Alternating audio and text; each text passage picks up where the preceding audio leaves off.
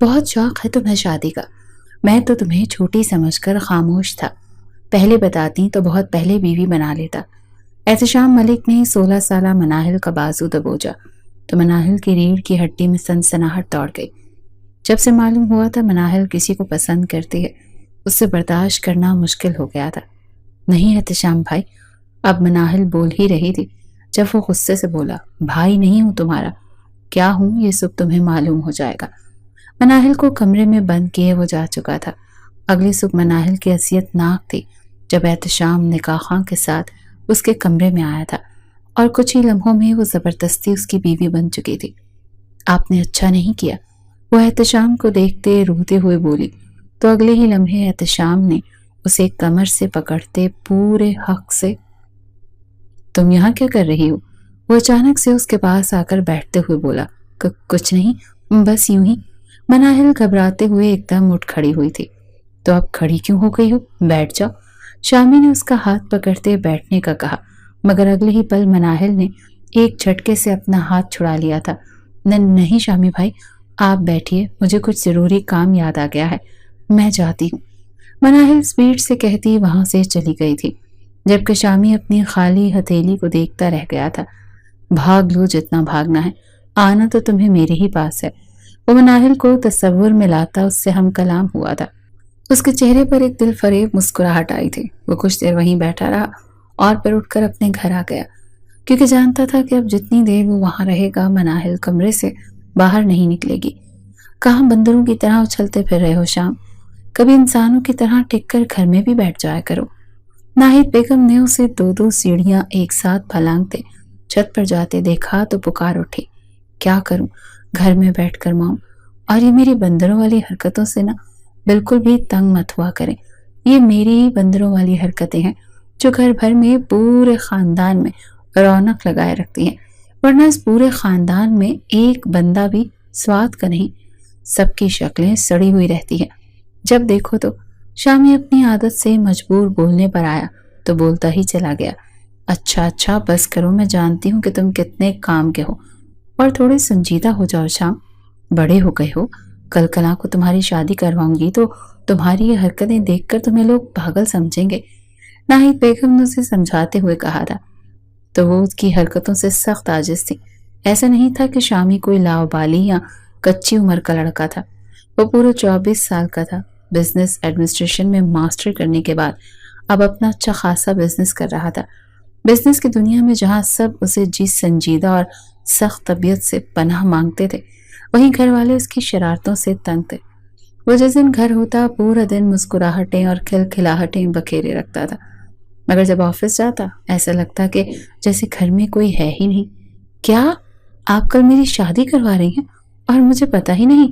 مجھے آپ سے یہ امید نہیں تھی موم، کم سے کم مجھے تھوڑی سی انویٹیشن تو دے دیتی۔ سچ بتائیں، کہیں آپ میری سوتیلی ماں تو نہیں؟ شامی کو تو صدمہ ہی لگ گیا تھا کہ اس کی موم کل اس کی شادی کروا رہی ہیں۔ شام، بکواس کرنے کی ضرورت نہیں ہے، اور نہ ہی زیادہ جذباتی ہونے کی، میں نے صرف ایک مثال دی ہے۔ جب تک تم سنجیدہ نہیں ہو جاتے میں تمہاری شادی نہیں کروں گی، مجھے اپنی ناک نہیں کٹوانی۔ ناہید بیگم نے اسے دیکھتے تعصب سے کہا تھا، اوکے مام، جیسے آپ کی مرضی، مگر یہ تو بتائیں کہ میں سنجیدہ کیسے ہو سکتا ہوں؟ سنجیدہ تو سنجیدہ خالہ ہے، آپ چاہتی ہیں کہ میں بھی سنجیدہ خالہ بن جاؤں؟ اب کی بار بات مکمل کرتے شامی نے فوراً سے دوڑ لگائی تھی، کیونکہ وہ جانتا تھا کہ اس کے بعد اسے موم کی طرف سے پڑنے والی چپل سے کوئی نہیں بچا سکتا۔ اس کے جاتے ہی ناہید بیگم نے آنکھوں میں آئے آنسو پہنچے تھے۔ وہ 17 سال کا تھا جب اس کے بابا اور چچا دونوں جنگ میں شہید ہو گئے تھے۔ دونوں گھروں میں اس وقت قیامت گزر گئی تھی، جبکہ اس کے چچا کی صرف ایک ہی بیٹی تھی، مناہل۔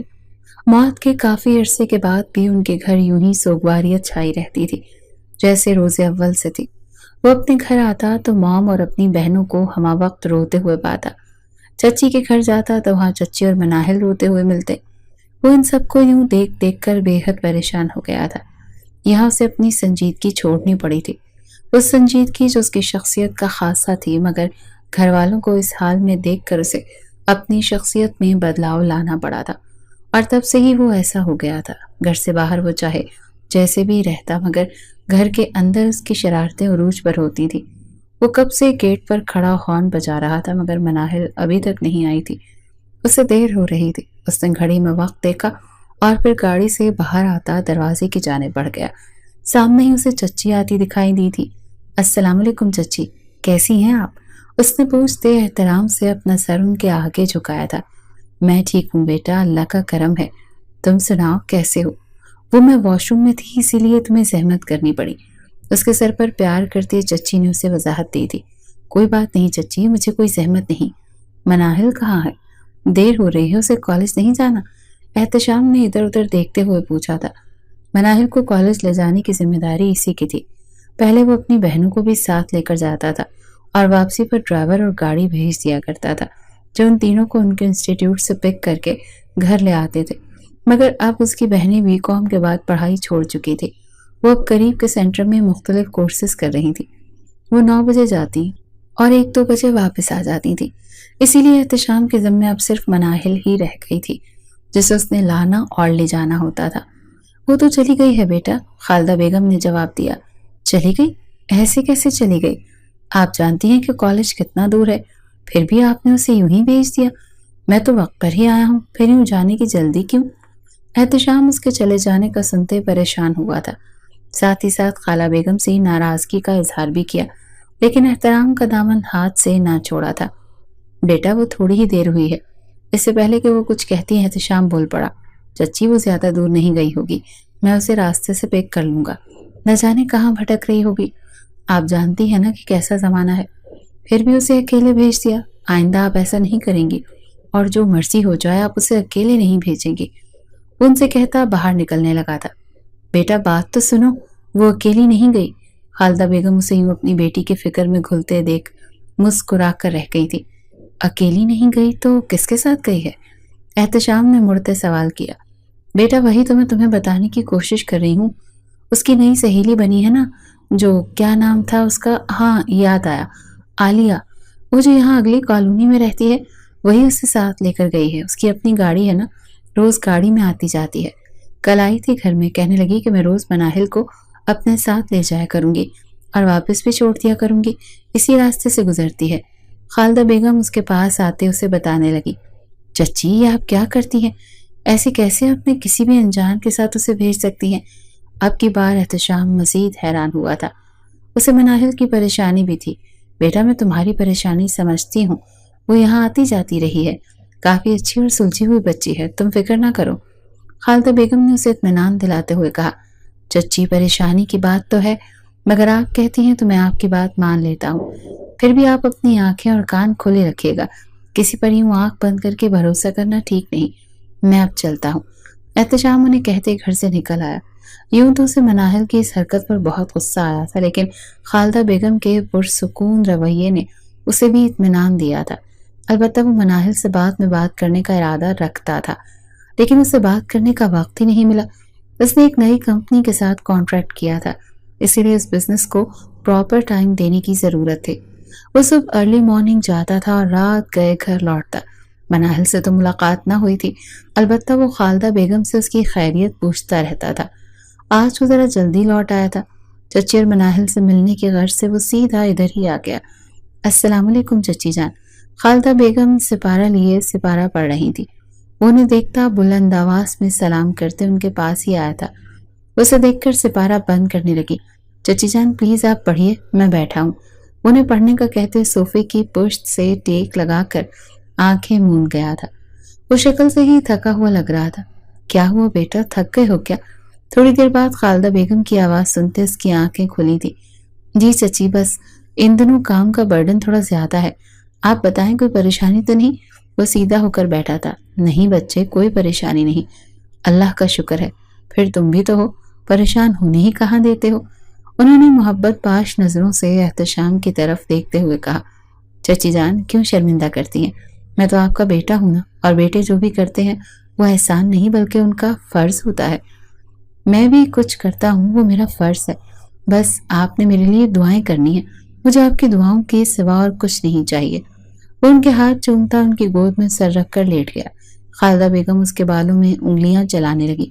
تمہیں پتہ ہے مناہل کی پیدائش کے بعد مجھے اولاد نہیں ہوئی، حالانکہ میری بہت خواہش تھی کہ میرا بھی ایک بیٹا ہوتا، میں اکثر مناہل کے پاپا سے کہتی تو مجھے کہتے کہ خالدہ کفر نہ کیا کرو، اس نے تمہیں بیٹا کیوں نہیں دیا بلکہ اللہ کا شکر ادا کرو کہ اس نے تمہیں اپنی رحمت سے نوازا ہے۔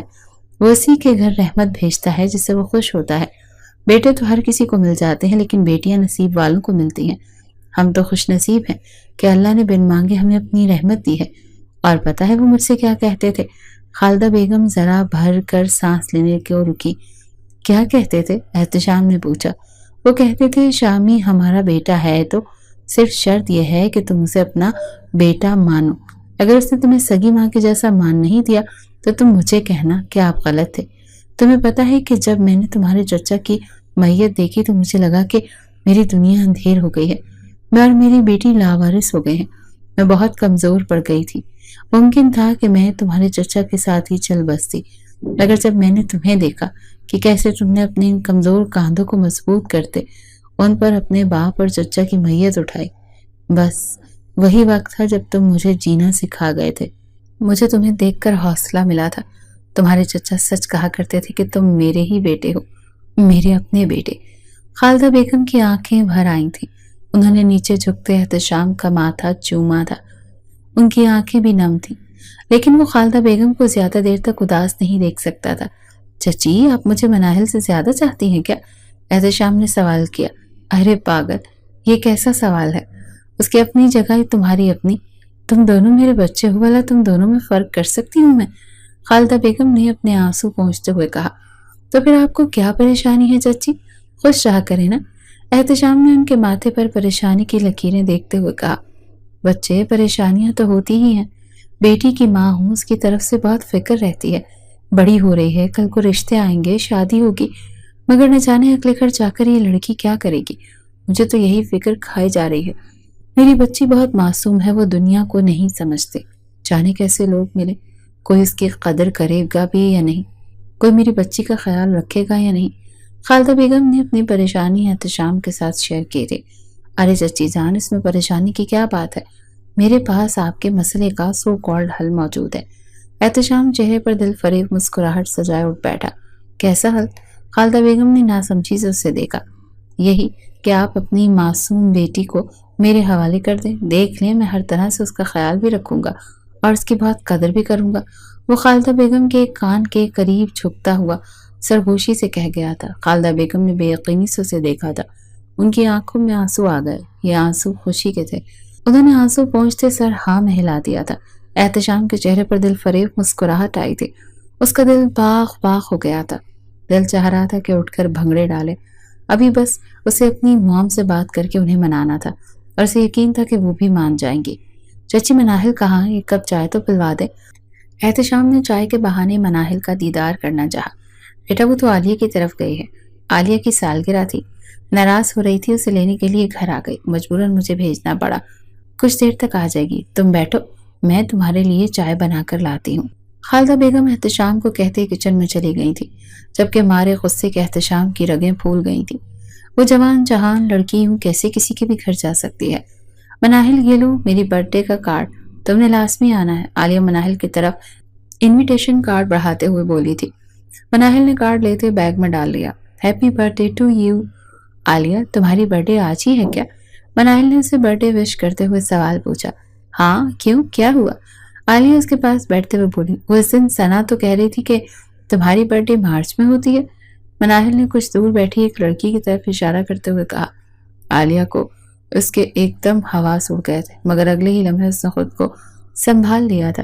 چہرے کے تاثرات نارمل کرتے اس نے مناہل کی طرف دیکھا جو نوٹ بک پر جھکی ہوئی کچھ لکھ رہی تھی۔ ارے یار، وہ تو یوں ہی میرے پیچھے ہی پڑی ہوئی تھی، مجھ سے دوستی کی خواہش مند تھی، مگر تم تو جانتے ہو کہ میں ہر کسی سے دوستی نہیں کرتی، اور ویسے بھی اس جیسی لڑکی سے تو بالکل بھی نہیں۔ وہیں اس روز بہت دماغ کھا رہی تھی کہ تمہارا برتھ ڈے کب ہے، مجھے تمہیں کچھ سرپرائز دینا ہے، تو میں نے ٹالنے والے انداز میں کہہ دیا کہ مارچ میں۔ عالیہ نے اپنے لہجے کو حتی الامکان نارمل رکھنے کی کوشش میں کہا تھا۔ او اچھا، تبھی تو میں حیران ہوئی کہ تم نے مجھے بتایا ہی نہیں اپنی برتھ ڈے کا، مگر میں بھول گئی، پھر اس نے مارچ کا کہا تو کنفیوژن ہو گئی تھی۔ Happy birthday, many many happy returns of the day. Manahil نے کاپی بند کر کے بیگ میں ڈالی اور خشک کن لہجے میں کہا تھا۔ صرف یہیں سے ریٹرن نہیں چاہیے، بچوں تمہیں میرے گھر پارٹی پر آنا ہوگا۔ عالیہ نے حاکمانہ انداز میں کہا۔ یار کیا پتا گھر سے اجازت ملتی ہے کہ نہیں، مگر تم ناراض نہیں ہونا، اوکے؟ مناہل نے خالدہ بیگم کو سوچتے ہوئے کہا۔ مل جائے گی اجازت، نہ بھی ملی تو میں خود تمہیں لینے آ جاؤں گی، اور آنٹی کو بھی میں خود ہی منا لوں گی۔ عالیہ نے اس انکار کو کسی خاطر میں نہ لایا۔ مناہل ایک گہرا سانس بھر کے رہ گئی۔ عالیہ سے اس کی دوستی کو 3 مہینے ہو گئے تھے۔ 3 مہینے پہلے عالیہ کا اس کالج میں ایڈمیشن ہوا تھا۔ اس نے مناہل کو بتایا تھا کہ وہ ابھی اس شہر میں شفٹ ہوئے ہیں۔ مناہل کی سادہ طبیعت کی وجہ سے وہ جلد ہی مناہل کے ساتھ گھل مل گئی تھی۔ مناہل کے علاوہ اس کی اور کوئی دوست نہیں تھی۔ وہ کافی پیسے والی تھی۔ اس کے اسٹیٹس کو دیکھ کر بہت سی لڑکیوں نے اس سے دوستی کرنے کی کوشش کی تھی، مگر عالیہ نے سب کو انکار کر دیا تھا کہ وہ یہاں پر صرف پڑھنے کے لیے آئی ہے، دوستیاں کرنے کے لیے نہیں۔ اور مناہل اس کے اس جواب پر ہنس ہنس کر پاگل ہو جایا کرتی تھی، کیونکہ عالیہ ہر کام کرتی تھی سوائے پڑھائی کے۔ وہ پڑھائی میں اعلیٰ درجے کی نالائق تھی۔ جہاں مناہل کے پورے مارکس آتے تھے، وہیں عالیہ کو 1 نمبر بھی مشکل سے ملتا تھا۔ نہ جانے ٹیچرز کیا سوچ کر اسے 1 نمبر دے دیتے تھے، اور اس 1 نمبر پر بھی عالیہ کی گردن بلند ہو جایا کرتی تھی، اور وہ فخر سے مناہل کو بتاتی تھی کہ آج اس ٹیسٹ میں مجھے 1 نمبر ملا ہے۔ اور مناہل اسے سادہ سمجھ کر اس کی سادگی کی داد دیے بنا نہیں رہ سکتی تھی، مگر وہ نہیں جانتی تھی کہ جسے وہ سادگی سمجھ رہی ہے، حقیقت میں وہ کوئی سیدھی سادی لڑکی نہیں بلکہ بہت پہنچی ہوئی چیز ہے۔ عالیہ کا دل ہر وقت گھومنے کا ہوتا تھا۔ یار تمہارا بھائی کتنا روڈ ہے نا، تم اس کے ساتھ کالج کیسے جاتی ہو؟ عالیہ نے اسے روز مناہل کو احتشام کی گاڑی سے نکلتے ہوئے دیکھ لیا تھا۔ اس روز وہ مناہل کو ڈانٹ رہا تھا کہ دوپٹے کا دھیان رکھا کرو۔ عالیہ نے بڑے غور سے سارا منظر دیکھا اور پھر کچھ سوچتے ہوئے مسکرا دی۔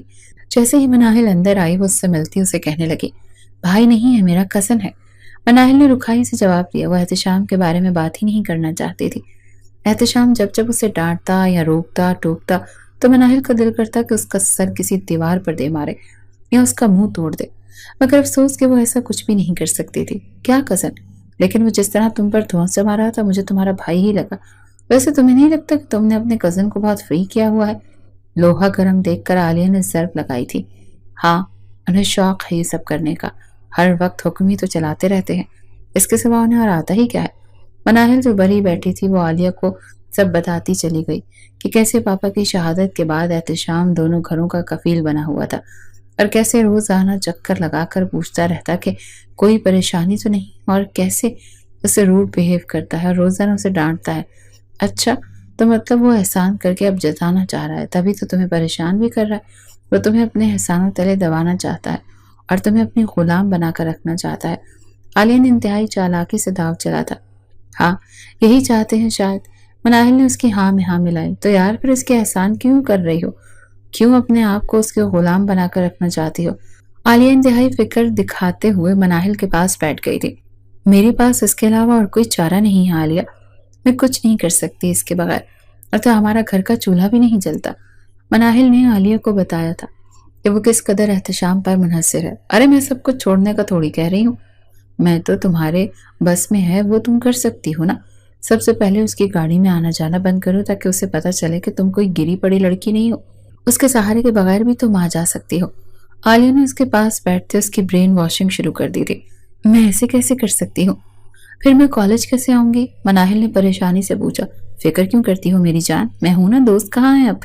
اتنا تو کر ہی سکتے ہیں تمہارے لیے، تم روز میرے ساتھ آ جایا کرو۔ عالیہ جو پہلے سے جانتی تھی کہ مناہل یہی سوال پوچھے گی تو جھٹ سے بولی، تمہارے ساتھ؟ مگر تمہارے ساتھ کیسے؟ میرا مطلب ہے کہ مناہل نے کچھ کہنا چاہا مگر عالیہ نے بیچ میں ہی بات کاٹ دی۔ کوئی مطلب نہیں، تم جانتی تو ہو میرے پاس اپنی گاڑی ہے، میں روز اپنی گاڑی میں آتی جاتی ہوں اور تمہارے گھر کے سامنے سے گزر کر آتی ہوں۔ اگر تم میرے ساتھ آ جایا کرو گی تو کون سی قیامت آ جائے گی؟ بس فیصلہ ہو گیا، تم میرے ساتھ ہی آؤ گی اور میرے ساتھ ہی جاؤ گی، عالیہ نے اٹل لہجے میں کہا۔ لیکن عالیہ ایسے کیسے مام کو منائے بغیر؟ مناہل کی عالیہ کا مشورہ معقول لگا مگر اسے خالدہ بیگم کا پتا تھا، وہ تو احتشام کے مشورے کے بغیر کوئی بھی بات نہیں کرتی۔ ارے مناہل، تمہیں پریشان ہونے کی ضرورت نہیں ہے، میں واپسی کے تمہارے ساتھ چل رہی ہوں نا، آنٹی کو تو میں خود منا لوں گی۔ اور پھر واقعہ اس نے خالدہ بیگم کو منا لیا۔ لفظوں کے جال میں لوگوں کو پھنسانا بخوبی جانتا تھا، اور پھر سالگرہ والے دن بھی وہ ان کے گھر آ کر خالدہ بیگم کو مناتے مناہل کو اپنے ساتھ ساتھ نکاح کے لیے کہنے لگے، اور پھر واقعی اس نے خالدہ بیگم کو منا لیا تھا۔ لفظوں کے جال میں لوگوں کو پھنسانا وہ بخوبی جانتی تھی۔ اور پھر سالگرہ والے دن بھی وہ ان کے گھر آ کر خالدہ بیگم کو مناتے مناہل کو اپنے ساتھ لے گئی۔ احتشام چھت پر تھا جب مناہل کے گھر کے باہر بڑی سی گاڑی آن رکی۔ دروازہ کھلتے ہی ایک طرف سے مناہل نکلی اور دوسری طرف سے ایک اور لڑکی جس نے کافی بولڈ لباس پہن رکھا تھا۔ احتشام نظریں پھیر گیا تھا، البتہ جیسے ہی وہ لڑکی گاڑی کے لیے مڑی تھی تو احتشام سے نیچے اترتا مناہل کے سر پر جا پہنچا۔ یہ کس قسم کی دوستیں بنا رکھی ہیں تم نے، جن کو پہننے اوڑھنے کی تمیز بھی نہیں ہے؟ اس کی کلائی دبوچتے اپنی طرف موڑتے ہوئے پوچھنے لگا تھا۔ مناہل کے حلق تر کرتے خالدہ بیگم کی تلاش میں نظریں دوڑائیں۔ چچی ہمارے گھر ہیں، جو پوچھا ہے اس کا جواب دو۔ اس کی نظروں کا مفہوم سمجھتے احتشام بولا، میں آپ کو کسی سوال کا جواب دینے کی پابند نہیں ہوں۔ مناہل اپنی کلائی چھڑاتے ہوئے بولی تھی۔ احتشام تو اسے دیکھتا ہی رہ گیا تھا۔ آج پہلی مرتبہ اس نے یوں آگے سے زبان چلائی تھی، تمہیں کل سے میں خود لے کر جاؤں گا، اور یہ بات اپنے دماغ میں بٹھا لو اور ایسی دوستیاں کالج تک ہی محدود رکھو۔ میں نہ سنوں کہ دوبارہ تم اس کے گھر گئی ہو یا وہ تمہارے گھر آئی ہے۔ احتشام غصے سے بولتا وہاں سے نکل آیا تھا۔ اگلے روز نہ چاہتے ہوئے بھی مناہل کو اس کے ساتھ جانا پڑا، کیونکہ خالدہ بیگم کا حکم تھا کہ وہ جانتی تھی کہ خالدہ بیگم کو یہ پٹی کس نے پڑھائی۔ اس روز عالیہ بھی کالج نہیں آئی تھی۔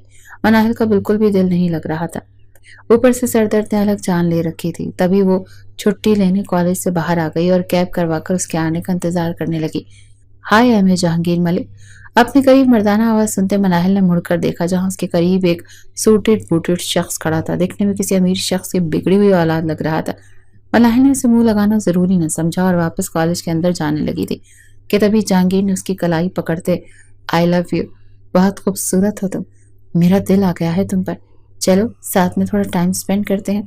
اس کی کلائی پکڑتی ہوں بے تکلفی سے کہہ رہا تھا جیسے ان کے درمیان کافی عرصے سے جان پہچان ہو۔ اس کے ہاتھ پکڑتے اس کی گفتگو سنتے مناہل کا پارا ایک دم ہائی ہوا تھا۔ دماغ پہلے ہی احتشام پر کھول رہا تھا، اوپر سے اس نے مناہل کے کھولتے دماغ کو اور بھی ہوا دے دی تھی۔ مناہل نے نہ آؤ دیکھا نہ تاؤ پوری قوت سے جہانگیر ملک کے چہرے پر تماچا رسید کیا تھا۔ تمہاری ہمت بھی کیسے ہوئی مجھے ہاتھ لگانے کی، گھٹیا انسان، دوبارہ میرے سامنے بھی آئے نا تو منہ توڑ دوں گی تمہارا۔ اپنے لیے جا کر کوئی اپنے جیسی ہی گھٹیا لڑکی ڈھونڈو۔ مناہل اسے ذلیل کرتی کیب میں بیٹھ کر جا چکی تھی۔ تمہیں چھوڑوں گا نہیں، مجھے تھپڑ مار کر تم نے اچھا نہیں کیا، میں تم سے اس کا بدلہ لے کر رہوں گا۔ سو بس دیکھتی جاؤ، جہانگیر غصے سے بولا تھا۔ اگلے 2 روز تک مناہل بھی کالج نہیں گئی تھی۔ تیسرے دن عالیہ خود ہی اس کے گھر آن ٹپکی۔ کیا ہوا، تمہیں کالج کیوں نہیں جانا؟ عالیہ نے پوچھا۔ کچھ نہیں، بس وہ تھوڑی طبیعت خراب تھی۔ مناہل نے بہانہ بنایا۔ او اچھا، اب کیسی ہے طبیعت؟ عالیہ نے فکر مندی سے پوچھا۔ اب ٹھیک ہوں، بس بور ہو رہی تھی۔ مناہل نے ابھی کافی ریلیکس محسوس کر رہی تھی۔ تو چلیں، عالیہ بولی۔ کہاں؟ مناہل نے پوچھا۔ بوریت دور کرنے، اور کہاں؟ اتنے کہتے ہی عالیہ اسے کھینچ کر اٹھا چکی تھی اور پھر زبردستی اپنے ساتھ شاپنگ پر لے گئی۔ یار مناہل، تجھے نہیں لگتا کہ وہ لڑکا ہمارا پیچھا کر رہا ہے؟ اور دیکھو تو صحیح تمہیں کیسے دیکھ رہا ہے، کوئی چکر ہے کیا؟ وہ دونوں شاپنگ کر رہی تھی جب عالیہ نے اسے ایک طرف اشارہ کرتے ہوئے پوچھا۔ مناہل بھی کافی دیر سے محسوس کر رہی تھی کہ جیسے کوئی اس کا پیچھا کر رہا ہو۔ عالیہ کے کہنے پر اس نے نظریں اٹھا کر سامنے دیکھا جہاں جہانگیر کھڑا تھا۔ عالیہ چلو یہاں سے، اسے دیکھتے ہی مناہل گڑبڑا گئی اور عالیہ کا ہاتھ پکڑ کر وہاں سے چلی گئی۔ کیا ہو گیا ہے مناہل، کیوں آ گئی ہو وہاں سے؟ کافی دور آ کر جب مناہل نے اس کا ہاتھ چھوڑا تو وہ پوچھنے لگی۔ عالیہ چلو اب گھر چلتے ہیں، کافی دیر ہو گئی ہے، باقی کی شاپنگ پھر کر لیں گے۔ مناہل نے عالیہ سے کہا۔ لیکن یار مجھے بات تو بتاؤ، پتہ تو چلے ماجرا کیا ہے۔ عالیہ گاڑی کی طرف آتی اسے پوچھنے لگی۔ مناہل نے اسے اس روز ہونے والی اپنی اور جہانگیر کی ملاقات کے بارے میں بتا دیا۔ یہ تم نے صحیح نہیں کیا مناہل، ہو سکتا ہے کہ اس کو واقعی تم سے محبت ہو۔ آج بھی دیکھو تو کیسے آنکھوں میں محبت کے چراغ سلائے تمہیں دیکھ رہا تھا۔ عالیہ کو جہانگیر سے ہمدردی ہوئی تھی۔ عالیہ پلیز، مجھے اس ٹاپک پر کوئی بات نہیں کرنی، مناہل نے کہا تو عالیہ خاموش ہو گئی۔ اگلے ہی روز وہ پھر سے مناہل کا راستہ روکے کھڑا تھا۔ عالیہ نہیں آئی تھی۔ کیا تکلیف ہے تمہیں، کیا چاہتے ہو؟ مناہل دبے دبے لہجے میں پوچھا۔ وہ ارد گرد کوئی تماشا نہیں لگوانا چاہتی تھی، صرف تمہیں، یک لفظی جواب دیا گیا جس میں مناہل کی آنکھیں پوری کی پوری کھل گئی تھی۔ میں کل تمہارے گھر رشتہ بھیج رہا ہوں اور تم خود اپنے گھر والوں کو اس رشتے کے لیے مناؤ گی، جہانگیر نے پراسرار لہجے میں کہا تھا۔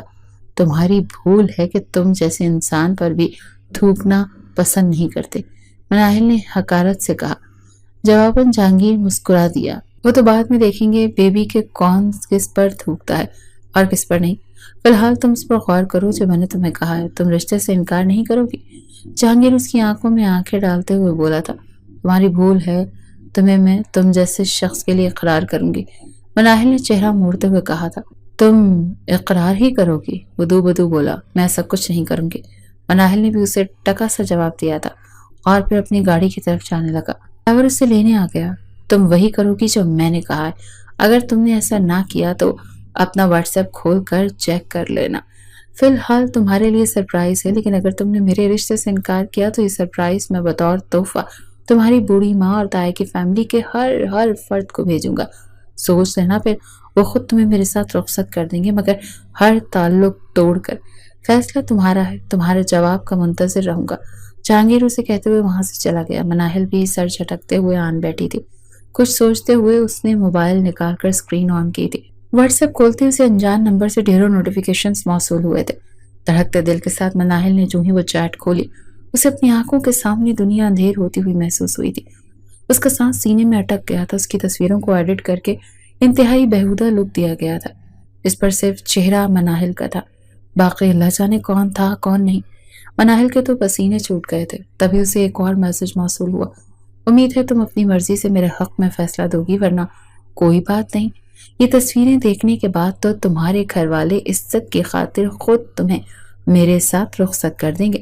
دونوں صورتوں میں تم میری ہو. اب سوچ لو، عزت سے آنا ہے یا ویسے ہی مجھے دوسرا آپشن زیادہ پسند ہے. مناہل کے ہوش اڑ گئے تھے. وہ جانے کس حالت میں گھر پہنچی تھی اور گھر آتے ہی کمرے میں بند ہو گئی تھی. وہ پوری رات اس نے جہانگیر کی منتیں کرنے میں گزار دی تھی کہ اسے جتنے پیسے چاہیے وہ لے لے، مگر اس کا پیچھا چھوڑ دے. مگر جہانگیر بھی اپنے نام کا ایک ہی تھا. گھٹیا شخص، میرا پیچھا چھوڑ دو. مناہل نے ایک آخری بار کہا. ہائے ڈارلنگ، گھٹیا بھی کہتی ہو اور چھوڑنے کا بھی؟ اگر چھوڑ دیا تو گھٹیا کیسے رہوں گا؟ مجھے تو گھٹیا ہی رہنا ہے. جہانگیر کہتے کال کاٹ گیا اور مناہل پھوٹ پھوٹ کر رو دی تھی. صبح عالیہ کو بلا کر اس کے ساتھ کالج چلی گئی. آنکھیں رو رو کر سوجی ہوئی تھی اور نیندوں کی وجہ سے سرخ ہو رہی تھی. عالیہ نے ممکنہ حد تک اس کے ساتھ سے بڑی ہمدردی بننے کی کوشش کی تھی. وہ تھکے تھکے قدموں سے گھر میں داخل ہوئی تھی. مناہل، کمرہ بدر نہ ہونا، چینج کر کے فوراً نیچے آنا، مجھے کچھ ضروری بات کرنی ہے. خالدہ بیگم نے اسے کمرے میں جاتے دیکھ کر کہا تھا. جی ماں. مناہل کہتی کمرے میں چلی گئی. ان کی آواز سے وہ اتنا اندازہ تو لگا چکی تھی کہ جہانگیر اپنا کام کر چکا ہے. خود کو نارمل کرتے وہ باہر آئی تھی. جی ماں، کچھ کہہ رہی تھیں آپ؟ ان کے پاس بیٹھتے مناہل نے انجان بنتے ہوئے پوچھا تھا. نظریں ملانے کی جرت نہ ہوئی تھی. ہاں، آج کچھ بھی لوگ آئے تھے گھر. خالدہ بیگم نے جانچتی ہوئی نظروں سے اسے دیکھتے ہوئے کہا. اچھا، کون تھے اور کیوں آئے تھے؟ مناہل نے تاثرات اب بھی نارمل ہی رکھے تھے. تمہارے رشتے کے لیے آئے تھے. خالدہ بیگم نے بات پوری کی اور مناہل کے چہرے پر کچھ تلاشنے لگے. اچھا، تو پھر آپ کو کیسے لگے وہ لوگ؟ مناہل نے خود کو پر اعتماد ظاہر کرتے ہوئے کوشش کی تھی. لگنے کا تو سوال ہی پیدا نہیں ہوتا. میں نے انہیں صاف صاف انکار کر دیا اور تم بھی اسے منع کر دینا. ویسے تم نے مجھے بہت شرمندہ کیا ہے. میں تمہیں پڑھنے بھیجتی تھی اور تم... خالدہ بیگم نے پہلے سختی سے کہا تھا، مگر آخری بات کہتے ان کا لہجہ خود بخود افسوس بھرا ہو گیا تھا.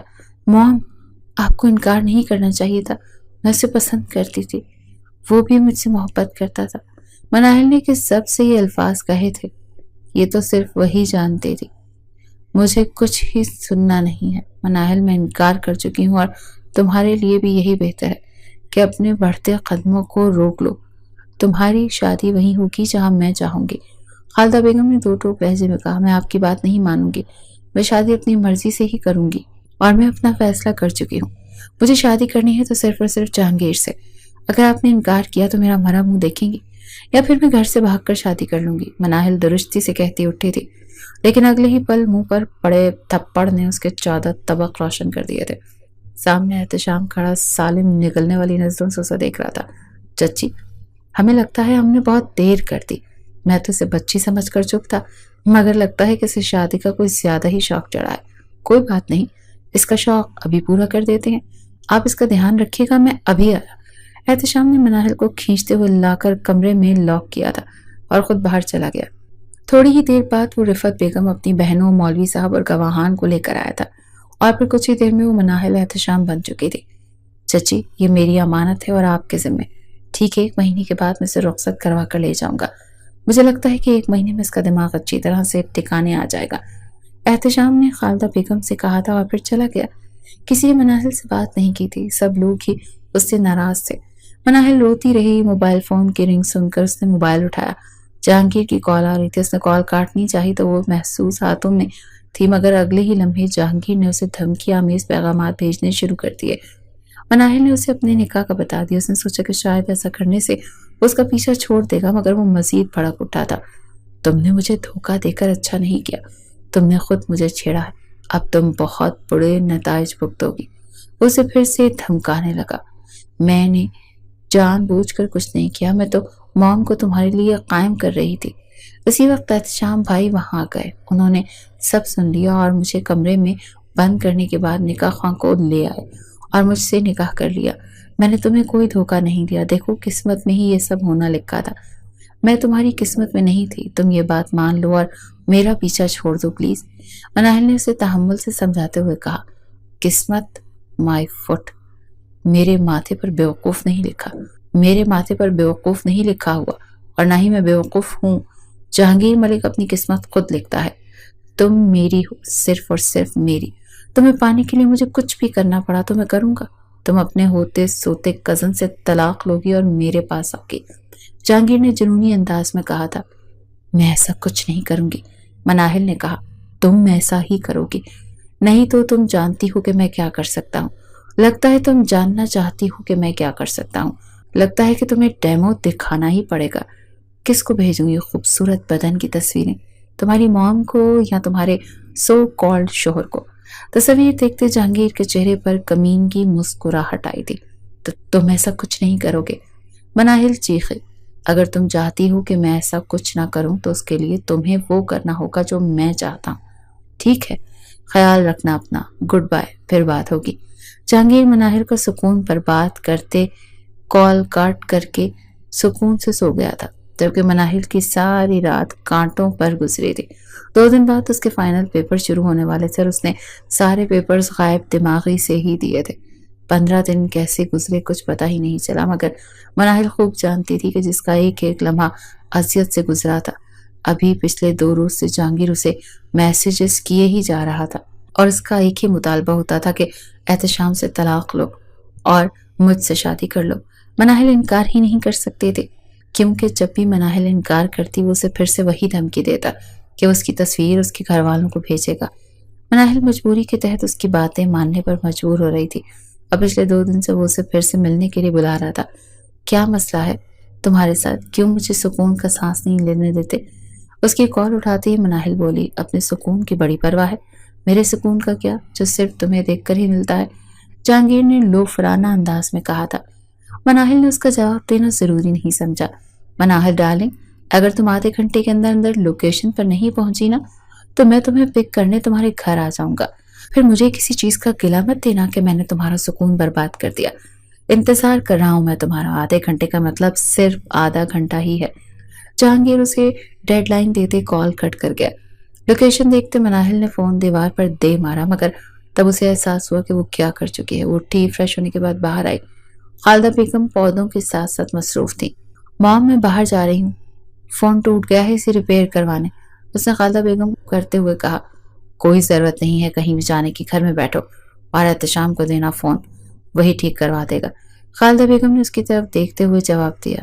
اس کے ساتھ ہی جا رہی ہوں، آپ کو فکر کرنے کی ضرورت نہیں ہے۔ مناہل نے جھوٹ کا سہارا لیا اور ساتھ طنز کرنا نہ بھولی تھی۔ اس کے ساتھ کیسے جا رہی ہو؟ وہ تو صبح سے ہی دفتر چلا گیا، اب تم جھوٹ بھی بولو گی؟ وہ ہاتھ میں جھاڑو اٹھا کر کھڑی ہوئی تھی۔ مجھے جھوٹ بولنے کی کیا ضرورت ہے مام، آپ ہی کی فون کال آئی تھی، میں نے بتایا کہ میرا فون ٹوٹ گیا تو کہنے لگے کہ میں مین روڈ پر تمہارا انتظار کر رہا ہوں، وہیں آ جاؤ، ساتھ میں لنچ بھی کر لیں گے۔ مناہل نے نظریں چراتے ایک جھوٹ پر مزید ایک جھوٹ بولا تھا۔ اچھا، اس نے بلایا ہے، جاؤ پھر۔ خالدہ بیگم اس کی باتوں کا یقین کرتے ہوئے کہا تھا۔ وہ شکر کا کلمہ پڑھتی باہر نکل آئی اور تھوڑی ہی دور سے رکشہ لیتے اس میں سوار ہوتے مطلوبہ جگہ پر پہنچ گئی تھی۔ جہانگیر پہلے سے ہی وہاں اس کا انتظار کر رہا تھا۔ کیوں بلایا ہے مجھے؟ مناہل اس کے سامنے بیٹھتے ہوئے بولی۔ اپنے سکون کے لیے، وہی اصلی ٹھیٹ لہجہ تھا۔ تم غلط کر رہے ہو جہانگیر، دیکھو تمہیں مجھ سے اچھی لڑکی مل جائے گی۔ مناہل نے سمجھانا چاہا، اپنے سے اچھی لڑکی ڈھونڈ کر تم اپنے شوہر کو کیوں نہیں دے دیتی؟ ہر وقت مجھے ہی مشورے دیتی رہتی ہو۔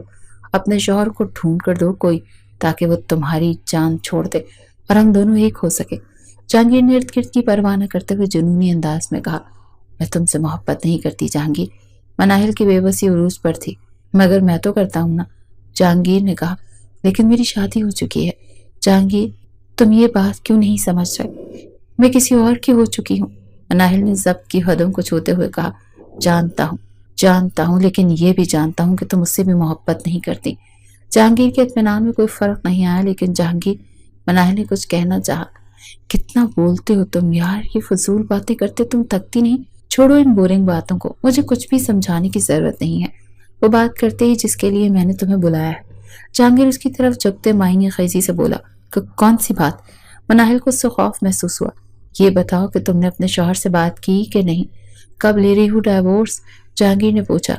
مجھے موقع نہیں ملا، میں ابھی بات نہیں کر سکی، مناہل نے نظریں چراتے ہوئے کہا۔ موقع نہیں ملا یا تم بات کرنا ہی نہیں چاہتی؟ آج ہی تم اس سے طلاق کا مطالبہ کرو گی، نہیں تو میرے پاس بہت سے موقع ہیں یہ تصاویر تمہارے گھر والوں کو بھیجنے کے۔ جہانگیر نے مناہل کی دکھتی رگ پر ہاتھ رکھا تھا۔ تھوڑی دیر بعد وہ وہاں سے چلے گئے تھے، مگر احتشام سکتے کی حالت میں وہاں بیٹھا ہوا تھا۔ وہ سب کچھ سن چکا تھا۔ اسے رہ رہ کر مناہل پر غصہ آ رہا تھا۔ مناہل اس کے ہاتھوں اب تک بلیک میل ہوتی رہی اور اس نے اسے بتانا بھی ضروری نہیں سمجھا۔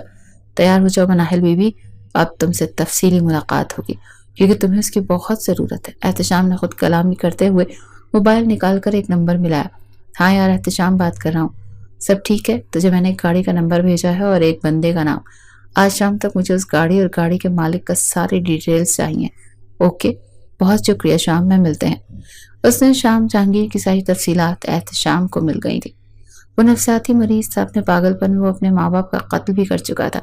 جیل سے اسے پاگل خانے منتقل کیا گیا تھا، مگر وہ وہاں سے بھی بھاگ آیا تھا اور خود کو مردہ ظاہر کر دیا تھا۔ اب وہ اس شہر میں ایک نئی پہچان کے ساتھ رہ رہا ہے اور اس کی پشت پناہی کرنے کے لیے اس کی بہن تھی، جو کوئی اور نہیں بلکہ مناہل کی دوست عالیہ تھی۔ عالیہ کی برتھ ڈے پر ہی اس نے مناہل کو دیکھا تھا اور پھر اس کے پیچھے پڑ گیا۔ عالیہ سب جانتی تھی، مگر اس نے کبھی بھی اپنے بھائی کو روکنے کی کوشش نہیں کی۔ احتشام عالیہ اور جہانگیر کا انتظام کر کے نکلا تو اسی وقت مناہل کا میسج آیا، مجھے آپ سے ضروری بات کرنی ہے، گھر سے ہو کر جائیے گا۔ میسج پڑھتے احتشام کے چہرے پر ایک زخمی مسکراہٹ آئی۔ وہ جانتا تھا کہ مناہل نے کیا بات کرنی ہے۔ اس نے اوکے لکھتے میسج سینڈ کیا اور موبائل جیب میں ڈالتے گاڑی سٹارٹ کرتے گھر کے لیے نکل گیا۔ مجھے آپ سے طلاق چاہیے۔ 20 منٹ بعد احتشام اس کے سامنے موجود تھا اور مناہل نے وہی بات کی جو احتشام نے سوچی تھی۔ مناہل کو لگا کہ اس کی بات سنتے ہی اس پر غصہ کرے گا، اسے مارے گا، مگر ایسا کچھ بھی نہیں ہوا، بلکہ وہ تو اطمینان اور سکون سے بیٹھا تھا جیسے کچھ ہوا ہی نہ ہو۔ میں نے آپ سے کچھ کہا ہے؟ اس کی بے نیازی محسوس کرتے مناہل کو تب چڑھی تھی، اور اگر میرا جواب نہ ہو تو؟ احتشام نے پوچھا۔ تو میں احتشام کے جذبے لٹاتی نظروں کو دیکھ مناہل کنفیوز ہوئی تھی۔ اس کی ہتھیلیوں میں پسینہ آنے لگا اور دل ایک دم کانوں میں دھڑکنے لگا۔ اس کی آنکھوں میں رقم تحریر مناہل کے ہوش اڑانے کے لیے کافی تھی۔ ابھی وہ کوئی چھوٹی بچی نہیں تھی کہ اس کی آنکھوں میں موجود طلب کو نہ سمجھتی۔ آپ جائیں یہاں سے، وہ رخ موڑتے ہوئے بولی۔ چلا جاؤں گا، مگر آپ سے سارے حساب بے باک کرنے کے بعد، وہ بوجھل لہجے میں کہتا اس کے پیچھے آن کھڑا ہوا۔ وہ جیسے ہی پیچھے مڑی اس کے سینے سے ٹکرا گئی۔ تم مجھے بتا سکتی تھی، کیا میں تمہارے لیے اتنا بھی قابل اعتبار نہیں کہ وہ پاگل تمہیں بلیک میل کرتا اور تم نے مجھے بتانا ضروری بھی نہیں سمجھا، اور آج اس کے کہنے پر مجھ سے طلاق مانگنے آئی ہو؟ احتشام نے اس کا گلا دبوچے رکھا اور اسے دیوار سے لگا دیا اور قرراتے ہوئے پوچھا۔ جواباً مناہل زور زور سے رونے لگی۔ احتشام نے تعصب سے سر ہلاتے ہوئے گردن چھوڑ دی۔ جب دیکھو روتی رہتی ہو، اگر 15 دن کے اندر اندر تم نے یہ رونا دھونا بند نہیں کیا تو بھول جاؤ رخصتی کو۔ مجھے بیوی چاہیے، بچی نہیں کہ صبح شام میں آنسو اور ناک پوچھتا پھروں۔ احتشام بلند آواز میں کہتے اس کے کمرے سے نکل گیا اور خالدہ بیگم کو اس کے پاس بھیجا تھا۔ اسے اس وقت سہارے کی ضرورت تھی اور وہ چاہتا تھا کہ یہ سہارا اسے اس کی موم ہی دے، کیونکہ بعد میں ساری زندگی اسے احتشام کے سہارے پر ہی تو رہنا تھا۔